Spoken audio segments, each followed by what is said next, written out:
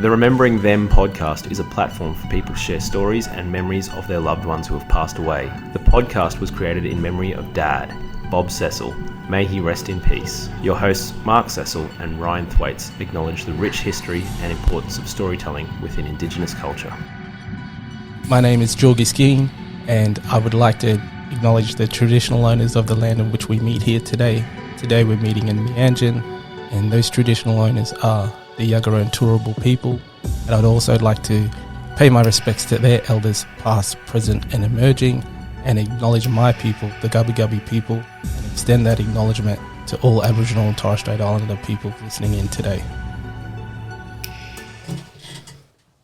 Hello Ryan, welcome back to the podcast. Hi Mark, how are we? Good. Luke's away today. Good. He's not with us. As you know, as our listeners would know, that when one of our hosts are away, the other person gets to tell the truth, maybe, of why he's away. Did Luke message you and tell you why he's away? He didn't. He did. Okay. I got nothing today, man. I totally forgot I had a free shot here. You did. He has stitched you up last episode. He's like combing his hair or something. I don't know. Getting a new. He's got a man bun he needs to attend to or something. He does. He's at the barber today, so he's got away with a free one. Ryan didn't come prepared for that. We do have a special guest with us today, a ChatTAP episode. So for our regular listeners, chat to a professional guest. We have someone working specifically in the grief space to tell us a little bit about what they do and what they offer in that grief space. And so no guessing, because we're in studio in Brisbane. Ryan would have guessed that pretty quickly where our guest is situated. But welcome, Jenny. Hi. Thank you for joining us. Tell us the business, tell us how you fell into it or started, how long you've been there, and give us the blurb. I work for KM Smith Funerals. So they've been around for 141 years this year, still owned by the same family. A really great story. The Smith family? No, not No, what? Well, they are the Smiths, but not Smith's family as in the charity. Gotcha, yeah. She was Kate Mary, KM. She was an Irish immigrant. Wow. And she was 16 and apparently she didn't get along with her stepmother, so she hopped on a boat and came to Australia in 1864, and she then got on another boat and went up to right at the top of the Cape of Queensland. There was a settlement there called Somerset, and up there she met John Smith, who was an English migrant, and she was Catholic, he was Protestant, so the church, back in those days it was a big thing, and so the Catholic Church said, all right, we'll let you marry him if all your children are Catholics. So that's sort of how it started, and he was a carpenter, and they came to Brisbane and started making coffins, and then he bought a funeral home, and then he passed away in 1883, and she had 6 children under 16, and so she just kept the business going on her own, which was pretty remarkable given that women didn't sort of even go to funerals back then. So she learnt to embalm and all that sort of stuff. So and it's her great-grandchildren still owners of the company. So wow. Yeah, it's a really interesting story. It's an amazing story. So really generational. And where did you come in the fold, assuming you're not a Smith? No, I'm not a Smith. I wish I was a Smith. No, very deep and meaningful why I got into the funeral industry. I was driving up from the Gold Coast one day and I saw a sign for the funeral home where the ladies wear the hats, white lady funerals. White ladies, yes, and I went, I look really good in a hat. I think I'll become a funeral director. And so 6 weeks later I was a funeral director, but I came from a nursing background. So, and then I've been with Smiths nearly 10 years this year actually. And I started off, in the very bottom, washing hearses and doing all that sort of thing. And, when you go to a funeral and there's, a technical issue, which there usually always is, of course. You guys would know. Yeah. Yeah. It's the poor funeral director at the back who's shaking like a leaf with 200 eyes looking at them, wondering why, things aren't working. So it can be really, really stressful, in that way too. So, yeah. So you've been through the whole, as you said, from the ground up, basically, to where you are today. Yep. What was that journey like, and the different stages that people might not know behind the scenes? I started off as a funeral director's assistant, and that's just the person who drives the hearse and who, does all that background sort of thing. I don't actually work in the mortuary, and the mortician, she's the person who, prepares the person, the deceased. So I started off sort of doing that, and then I was at work one day and a family came in with clothing because, you've lost somebody, you know that you can provide clothing. Family came in with clothing and there was no, and normally the actual funeral director would be dealing with the family, and there was no nobody in the office, and so the big boss said, well, you've got to go out and meet the family. And I did, and then I walked back into the office and I just burst into tears, and I said, that's what I want to do. I want to actually be one-on-one with the families. I've got goosebumps now, actually, just thinking about it. Wow. And so then I sort of started the process of becoming a funeral director. And so the funeral director is the person who meets with the family and goes through all the paperwork and, the choices for the funeral and that sort of thing. So then I sort of started to do that, and then did that for years and loved it. Very stressful. I'm a sort of a person who wakes up at 3 o'clock in the morning and go, did I order the catering for tomorrow? Yeah. And and then about 7 years ago, the company approached me and said, would I like to do the promotions for the company? So now I'm the promotions manager. So we sponsor a lot. Every one of our branches has a certain amount of money to spend just in the community. Yeah, wow. And we do that because when Kate Mary, when she lost her husband, she relied a lot on the generosity of the community and the support of the community. So the family's sort of attitude now is, well, let's give back. So we sponsor sort of a lot of bowls clubs and lawn bowls and things like that. We tend to sort of sponsor a lot of the ladies because we feel that the ladies are the decision makers sometimes when it comes to things like that. Yeah, and it's really about building up sort of relationships with them so that if they do, have questions or they've lost somebody, they've got a, sort of safe space or a face they know to talk to. Yeah. It is interesting. I do digital marketing is what I do, and I do think I have thought about it in the past, like in terms of marketing for funeral homes. It's a tough one because it's sort of like, you're not going to run Facebook ads or like things like that. You see a lot of billboards around, and it's just creating that sort of brand awareness that when somebody passes away, I know Cam Smith, and I do, and that's what I think of actually. Yeah, and that's the sort of marketing that I sort of tend to lean towards is, things, we give little giveaways, and it's, hand sanitizer, which was the biggest coup of my career, seriously. What? I had ordered these tiny little hand sanitizers that you put, size of a credit card, that you put in your wallet and everything, and I ordered 5,000 of them just before the pandemic, not knowing we were going to have a pandemic. So, and you couldn't get sanitizer for love nor money. $100 a piece. Correct. And it was like, we had 5,000 of them. It was so good. And our motto is, Cam Smith, for you we think of everything. Yeah. And so we had Archbishop Battersby had passed away, and it was just at the very beginning of the pandemic. And so we gave everybody these hand sanitizers. Oh, wow. And they were like, wow, Cam Smith is so onto it. They're really thinking. I would have pulled the sticker off and sold them for like $50 a pop. So, that's sort of my marketing, is just things that people put in their handbags or in their pockets or in their cars, So I've done, manicure kits. And so peripherally, it's there. It's Cam Smith is there. And so when something does happen, they go, oh wow, And we're sort of a sort of not, we're probably a higher end market price-wise in the funeral industry. And so, we're very much, if somebody rings up, we're quite happy to say, look, we may not be the funeral home for you, but we can recommend some that are good because suit your budget or like every product. That's yeah. right. Because unfortunately, not all funeral homes are reputable. Mm. Yeah, interesting. Yeah. What on that point? What should people look out for or look for with a good funeral home provider and the other end of the scale? Yeah, I mean. It depends. I mean, you've been through it. You understand when you're in grief, you're not thinking straight and that sort of thing. So there is a very big element for people to take advantage of that situation. So it's not a regulated industry. So you can decide tomorrow that you want to become a funeral director. It's not. Yeah, that's insane. That's wild. It is. And so what there is the AFDA, Australian Funeral Directors Association, and so they're a body that you join. You join by choice. Not every funeral home is in it, and they regulate each other. Okay. So they will do random calls to call into other funeral homes, make sure that everything is running the way that it should be. Now, the government, I think now has said that it's price-wise, everything has to be very open. Mm. So, in all your offices and things, you have to have the prices. So, and you are obligated, if somebody rings up and wants a written quote, you're obligated, I think it's, don't quote me, but 24 to 48 hours to give that quote. Mm. A lot of funeral homes don't have their own mortuaries.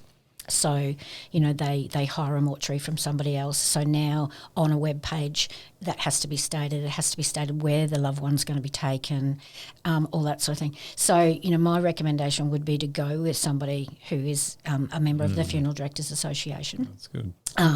Also, just if you can shop around, as in just get a feel. You know, it's like when you buy a car or anything, you'll go to somewhere and you go, I don't feel comfortable with this guy or whatever. So just ring around and you really look for people who are really open and honest and genuine and there's nothing wrong with going to and just sitting down with a funeral director and having a chat. You shouldn't be obligated to have to go with a particular funeral director. So yeah, it's something I've never thought about is the process of how I would figure out who to use even. Yeah, I think for me, I know that when I lost my friend 20 something years ago, K.M. Smith did his funeral. Seemed fine.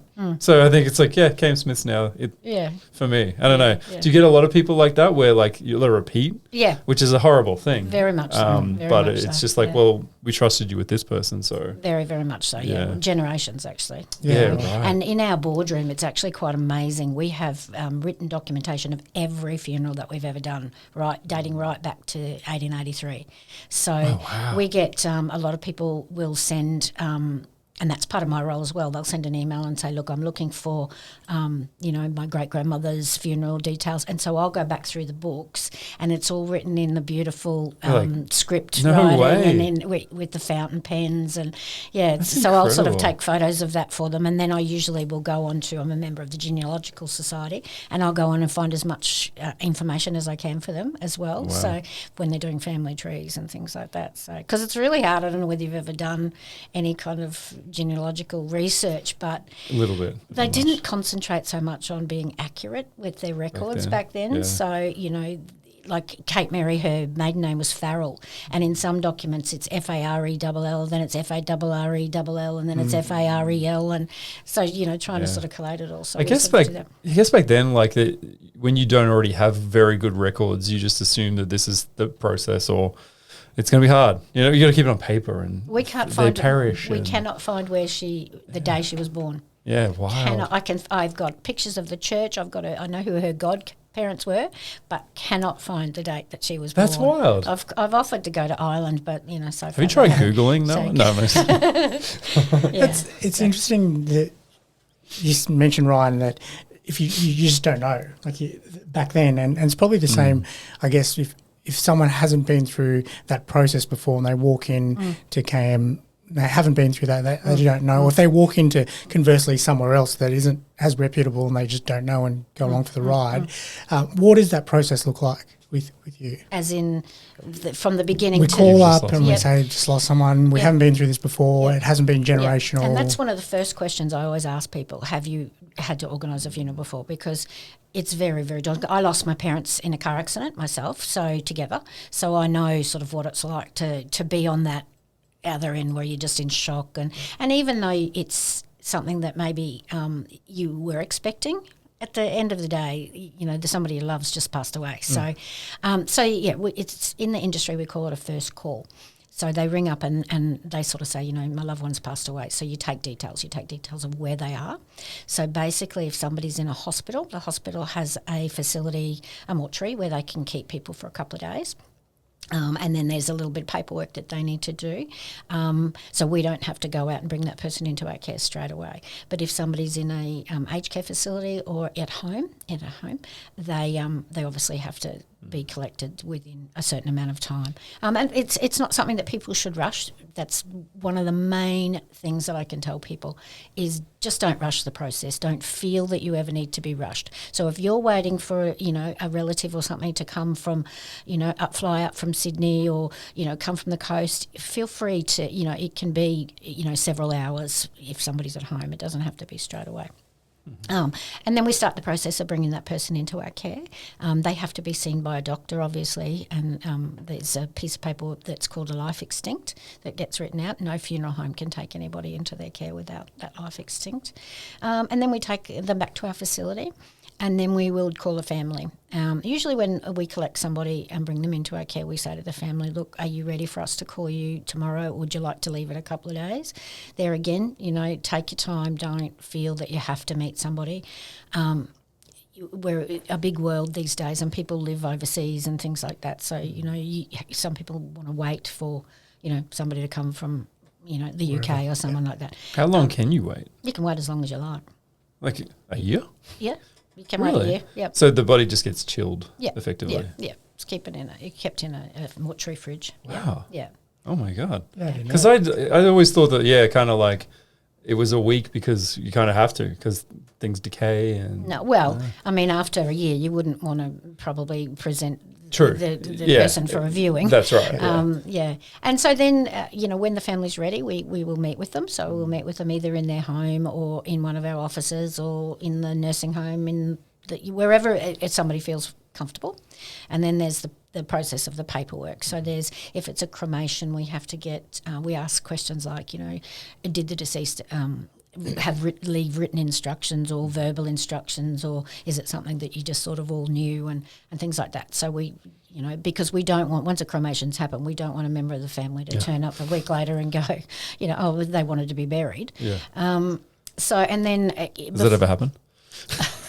Okay. No comment. We'll get to that in the Patreon. I just thought we'll see. No see comment. if you'd say anything. Not to my knowledge, no. And then there's a government officer that comes to before every cremation, and they have to sign up on that cremation. So they have to make sure that a pacemaker has been removed, because a pacemaker has a battery in it and batteries explode. So that has to be removed. Oh, wow. I wouldn't have thought of that. Wait, so somebody comes and signs off on every cremation? Yes, every cremation. They have to have a look. The doctor writes out something called a medical cause of death. It's not the death certificate. Yeah. It's a medical cause of death. And that basically states how the person passed away. So it might say they passed away from pneumonia, but that pneumonia was caused by something else. So the doctor will have a look at that, and he'll make sure that he's happy that that's the cause. So if somebody's had a fall, say in an aged care facility, it might get referred to the coroner, because they might need to make sure that was actually a fall and it wasn't, someone was pushed or something like that. Within 7 weeks of an operation, they will investigate if somebody passes away within 7 weeks of having surgery, because they want to make sure that they haven't passed away because of the surgery. So there's a lot of things that go into it. And so then he signs off and says, yes, I'm happy for the cremation to go ahead. Okay. And then there's information we get for the death certificate. So the death certificate doesn't come until after the funeral has taken place. And then they ask questions like, any marriages. Now they ask any relationships as well, long-term relationships, de facto. So that's only just something that's recently come on the death certificate. How many children. They ask about the deceased parents, the deceased parents' occupation, deceased mother's maiden name. So that's sometimes, how old the deceased was when they got married. Why do they ask this? I think it's just for genealogical. Records. For records. Yeah. And so that's all sort of filled out. So that's sort of the main, and then if they're being buried, then, if they already own the grave, we need to find out who is a burial rights holder on that grave. So there's quite a lot that goes into it. I think people sort of don't understand sort of the process that goes on. This is way more complicated than I thought it would be. Yeah, and then obviously you get down to sort of the choosing of what sort of coffin you like. And that is the point. There is a point that if you wanted to take advantage of somebody, that's the point you do it. Absolutely. Because you can see that they might think that the $7,000 coffin is absolutely beautiful, but they really can only afford the $2,000 coffin. Mm-hmm. That's the point where you can go, well, if you loved your mother, you'd buy the $7,000 coffin.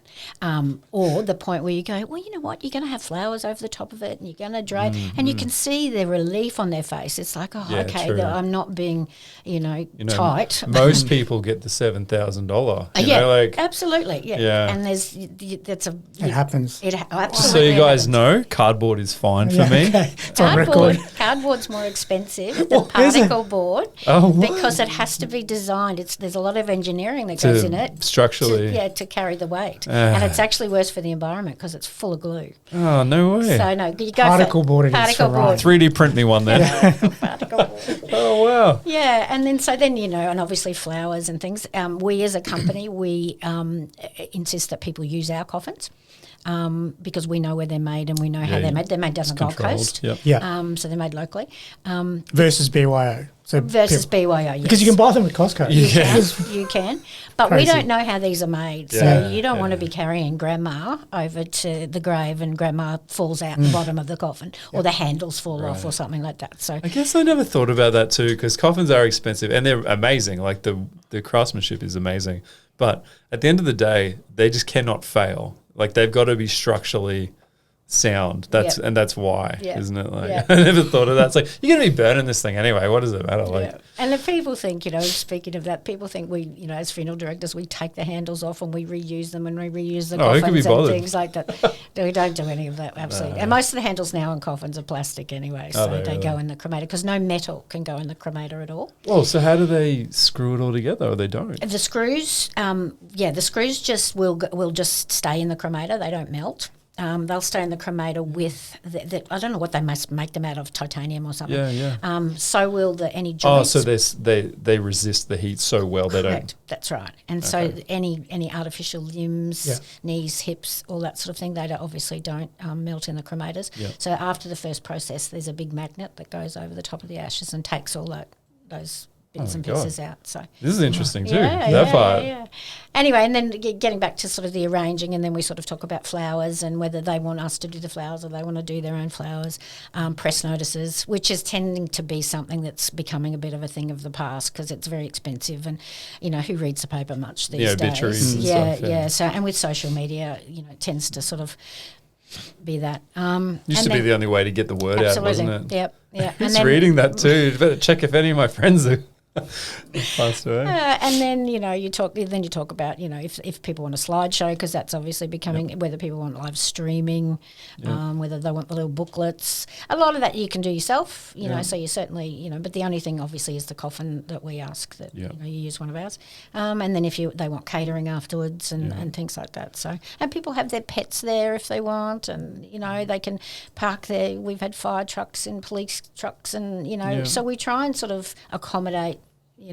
And it can be a beautiful experience. I know it sounds really weird, but it can really be a beautiful experience. It can be therapeutic. Oh, look, I looked after a lady many years ago, and she's actually still my friend on Facebook. I looked after her young daughter, and, the coffin was white, and we had sparkles and things, and she loved, little headbands, the little headbands with the bubbly things on the top. And so we had all those, and they had a priest there, and so the priest had his little bubbly things on. And anyway, and then her favourite song was the Time Warp, so I did the Time Warp in front of the hearse. And and that mother she just said to me, it just made something horrible just so beautiful. And that's what gives you goosebumps. Yeah. That's why you do what you do. Yeah. I was going to ask you, what are some of the things that you see these days? Like I've been to a lot of funerals, and they're very similar, very traditional. Is there a move to now do different things? Like, are people mixing it up, doing different stuff? We were only talking about this at a meeting the other day. We were saying that these days funerals are such an event now. They're becoming, so we are really event planners. You are, absolutely. These days. So, it's mainly with the slideshow presentations, and balloons. We don't do balloons anymore. Balloons used to be a big thing, but we just for the environment we don't do balloons. But butterflies, and you can have doves, and you can really just pretty much have whatever. And you can have a funeral pretty much anywhere you want.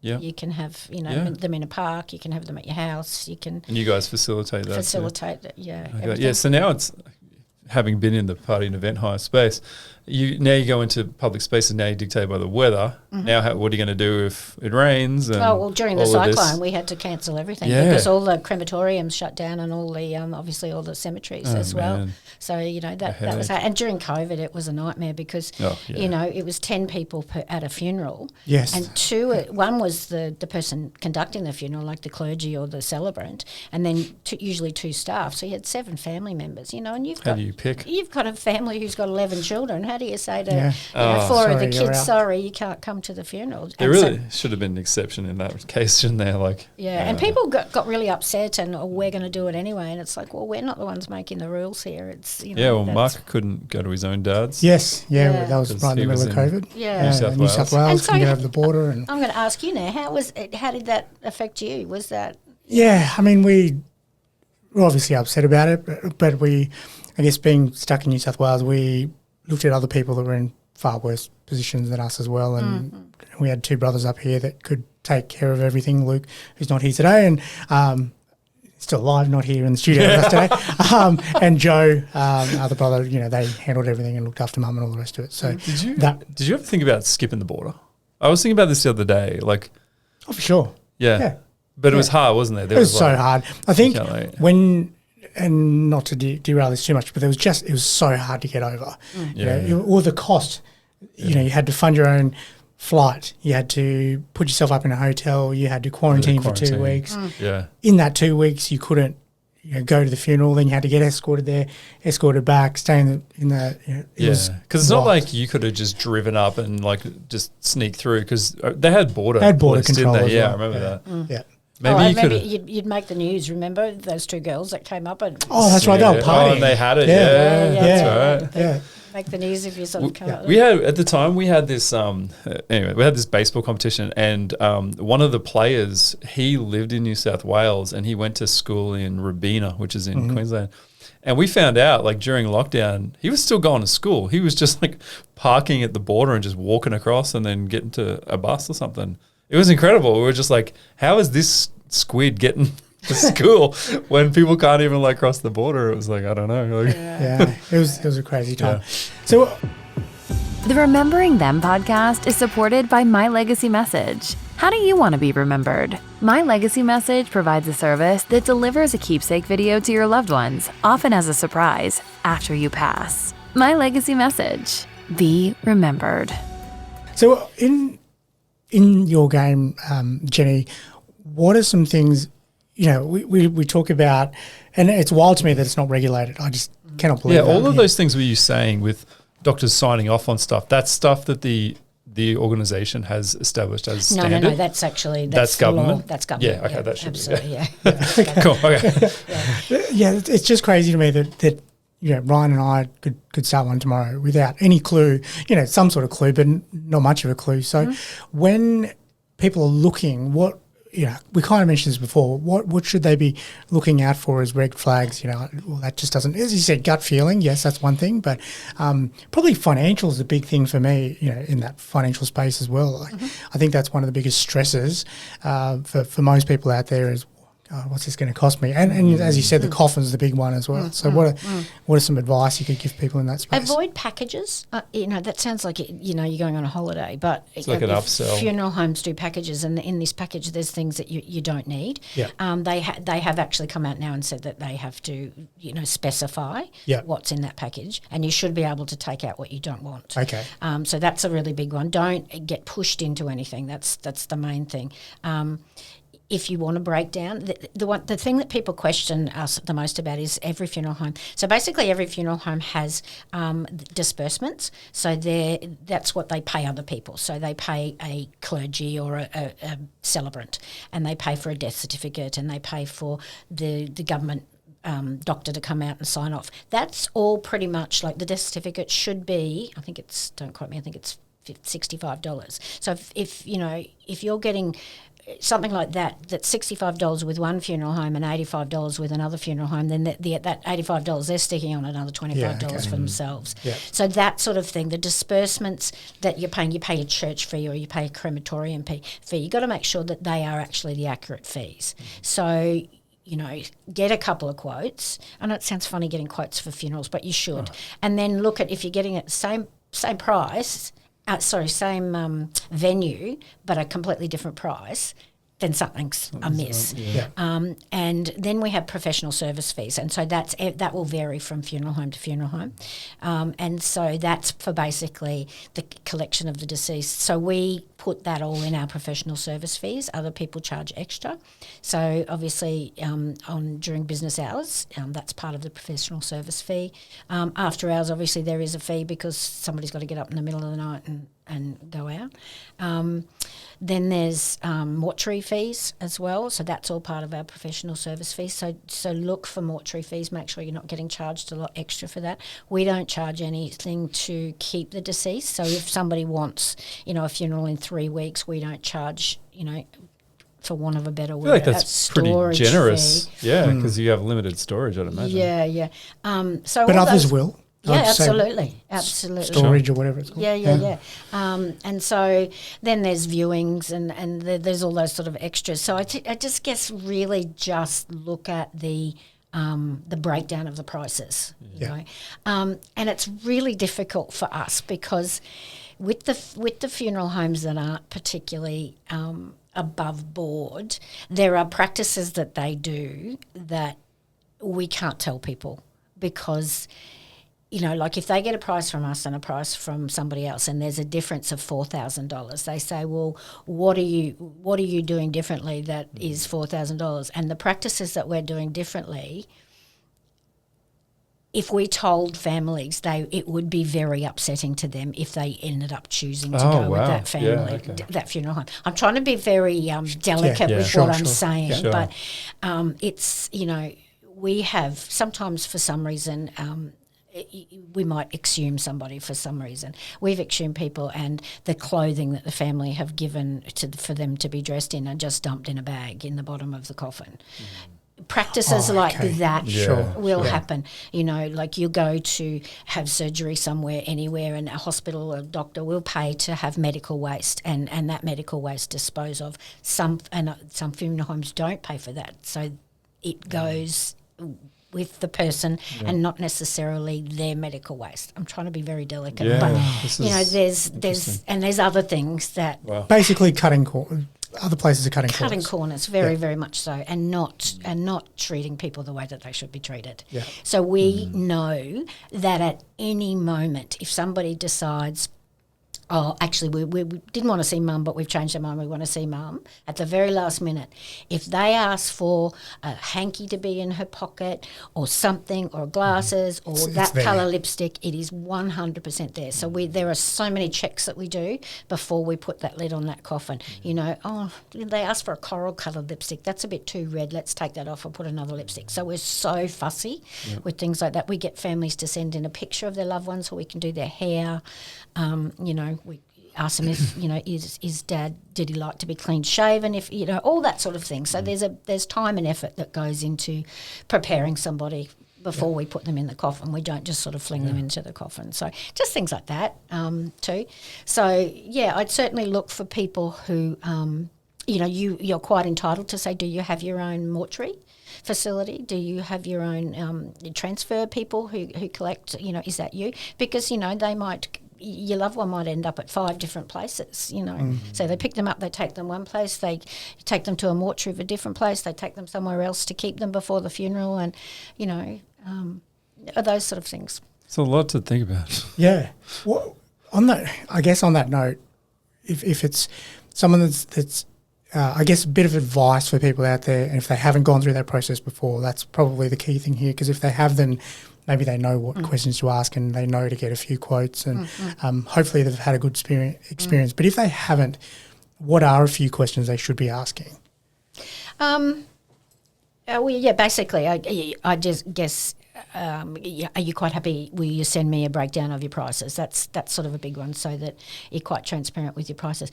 Can I come and have a look at your facilities where you're going to have the funeral, things like that. We don't allow people into our facility where we keep our deceased, only because it's a private space for the other deceased that are in there, so we don't see that.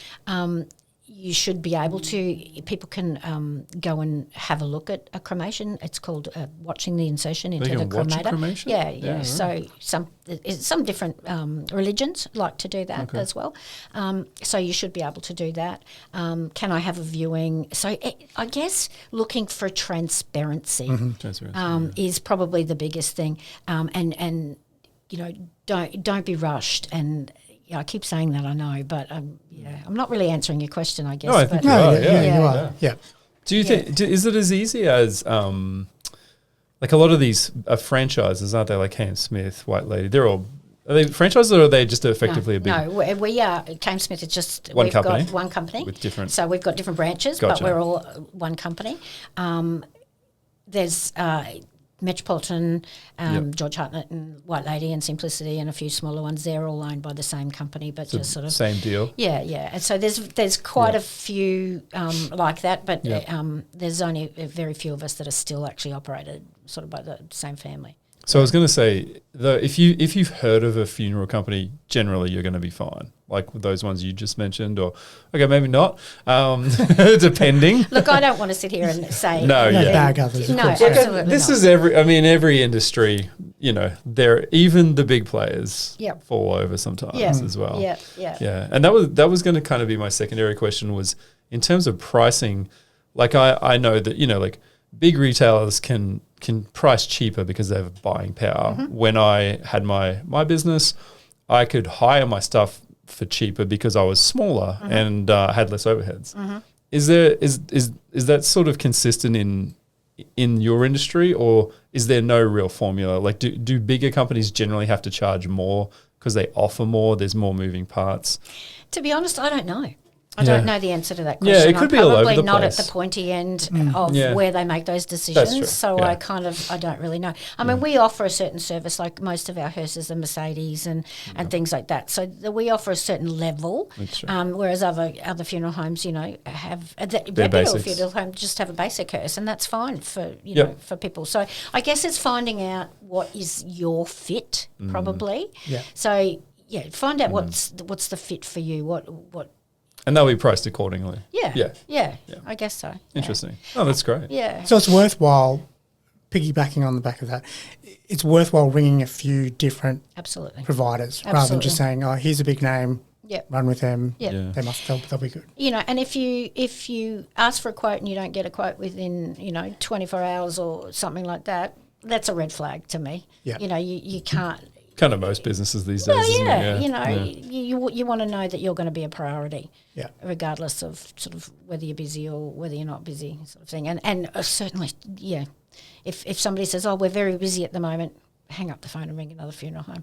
Because, you care factor's not there. Absolutely, you should be just as important as, it doesn't matter how busy you are and things like that. So, this might be a dumb question, probably is. Is there any sort of government assistance to pay for funerals for people who can't afford it? No. Don't know. Yeah, okay. Honestly, it's a good question. I don't think it's a dumb question. Yeah, because, I mean, some people, like a funeral would be expensive in my head. Like, it's not cheap, and nor should it be. It's a hell of a process. I can answer that from my limited knowledge from a financial perspective. So when we're talking to clients about planning for funerals, and maybe, Jenny, you can touch on this from what from your side of the fence, but I know that when we're talking to clients about paying for funerals, how are they going to pay for it? Do they have a set of funds set aside? Do they have a life insurance policy? So I know life insurers will release $20,000 of a life insurance policy to help with those upfront costs, and then the rest can be released, upon presentation of a death certificate. Then you have funeral bond providers, so people will pay either upfront, I think, or a monthly fee for a certain amount. What are there other ways that you've seen, or afterpay? Yeah, no, it's coming probably. There's some companies you can go in and you can say, right, I want to plan my funeral. So I want to pick my coffin, I want to pick my flowers, I want to pick my music. You do the whole lot, and then they come to a figure, and then you go, great, here you go, and it's paid for. Yeah. That's great if you're planning on dying in the next couple of months. But if you're not planning on dying for the next 20, 30 years, that company's had your money for 20, 30 years, and they've invested it, and they've... I was going to ask, what are they doing with it? Because I'm assuming they're investing it. They're invested, and they're making money on it, and they're doing all sorts of things. And then the coffin you've chosen in 30 years' time is probably not going to be around. So that's sort of probably the downside of doing that. The upside is, well, your funeral's paid for. But then... Because it's locked in and paid for, even if costs have gone up. But your family don't have to choose that. Your family can go, no, we don't want to have that funeral now. We want to have a smaller amount. And so, you know... Too bad. Yeah. There's that. Life insurance. Life insurance is like any insurance. It's good for as long as you are paying for it. But if, you know, as you get older, if your circumstances change and you can't afford it anymore, all that money you've done is gone. Problem also with life insurance is that you can't actually nominate a funeral home on your life insurance. So that means that you might, the life insurance might pay out somebody, but that doesn't necessarily mean they're going to use it to pay for the funeral. Yeah. So that's a downside as well with life insurance. Bonds, that's what we use. We use bonds. We use a Brisbane-based company that's been around since 1938, and you can put as much or as little in a bond as you want, and up to 1,000, I think it's 1,500, maybe 13,000 now. It's not asset tested, so you don't. It doesn't affect your pension or anything. And if you're looking at sort of dumping some assets to maybe, you know, get the pension, that's a good way to do it. Has to be used for your funeral. So you can nominate a family member, or you can nominate a funeral director. So you can still go into the funeral home and you can say, this is what I want. Yeah. Pick the coffin, pick my flowers, all that sort of thing. Comes to X amount of dollars, and then you can put that money away. You can put as little in there as you want. You can pay monthly. You can put a lump sum in there. They invest it on your behalf.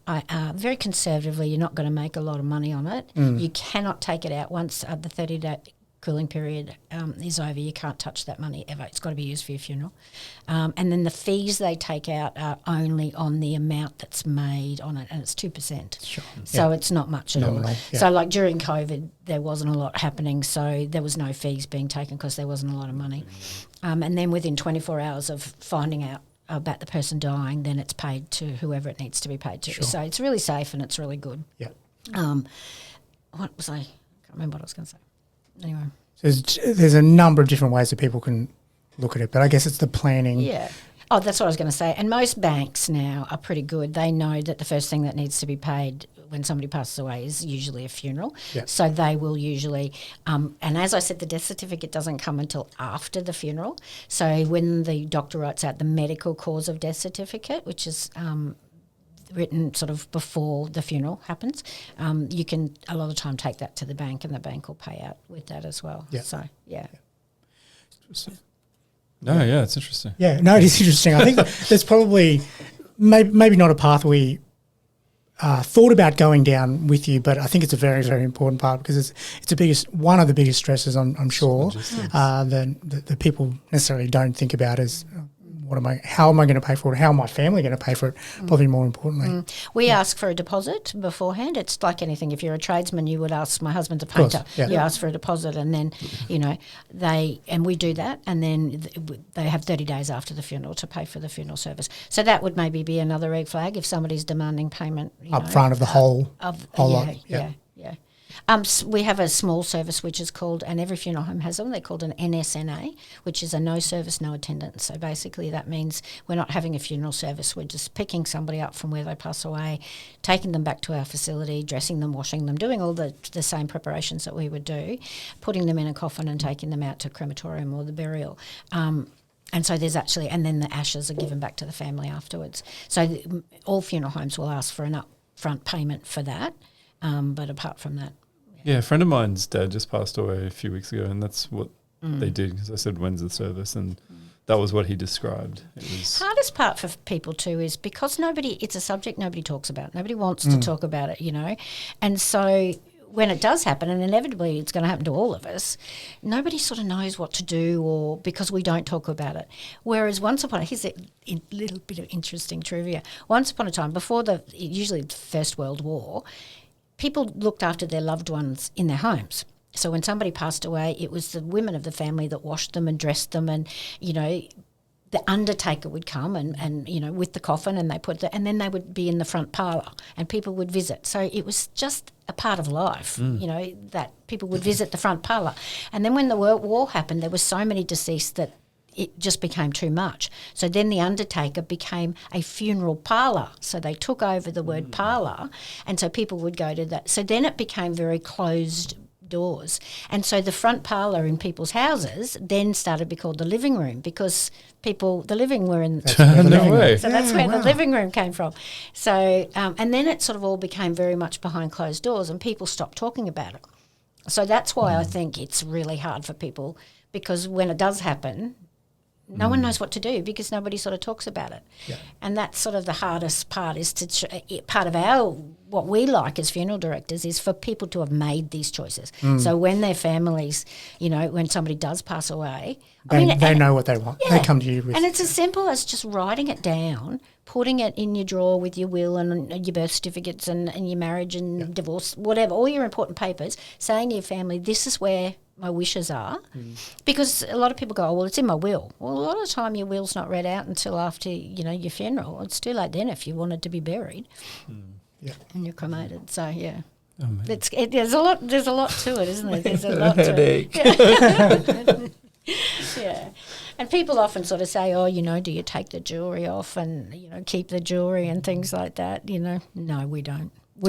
People say that? Oh, yeah. Oh, yeah. Yeah. And and I bet people I'm sure it happens. It probably happens. Yeah. For people to ask that. It sort of happens. But it's like I had my pet bird cremated like a few years ago because I'm a weirdo. And I got like the smallest. It was tiny. It was like a little baggie of just ashes. But like I read stories about how people, they just throw 5 dogs in there together and you get a portion of the ashes. And it's people just think we do that in cremators. Yeah, I was going to say you probably one person per cremator. We don't take them out of the coffin and reuse the coffin. There's none of that sort of stuff done. We do put pet ashes in with people. Oh, really? So we won't put the whole pet. People go, can I have my dog euthanized and put in the coffin with me? We've been asked that, seriously. Poor dog. No, you can't. You can't. But you can certainly, you can have another person euthanized and put in there with you. But just not pets. Can I have my brother put in there? You can have your dog's ashes or something put in there. So. Interesting. Yeah. Wow. Final question for the main part of the podcast for you. And here's a chance, I guess, to do what you do best as the promotions manager, given all of your experience with KM Smith. Why KM Smith? If you're in Australia, obviously. Because seriously, why KM Smith is because we actually really care. That we really, really care. Like if anybody tried to upsell or do something, we would get into so much trouble. And I think that's the thing. We're family owned. We care. It's just they're just lovely. They're just lovely people. I mean, it's I think family owned and yeah. And do you see that with the other staff? You can see why people have been hired. Absolutely. It's just, we're a unique brand of people, funeral directors. We've got odd senses of humour usually, but I think it's the nature of the job, isn't it? I think you probably had that when you were from a nurse anyway. Yeah, true. Desensitised. Yeah, true. Yeah. Well, Jenny, thank you very much for coming on and telling us behind the scenes, behind the curtains, a view of what happens after someone passes. And honestly, when the coffin goes back and the curtains come along, the cremator is not right there. No. People go, I'm sure I saw the flames. No, you didn't. People are idiots. Saw nothing. Well, thank you very much for giving up your time and joining us in studio. It was lovely having you. Thanks. Good to be here. Thanks. The Remembering Them podcast is created for entertainment purposes. Mark and Ryan are not licensed mental health professionals. If you would like to discuss your mental well-being, several free resources are available in Australia. Information about these services is available in the podcast notes. Please take the time to contact a loved one today and tell them how much you appreciate and love them.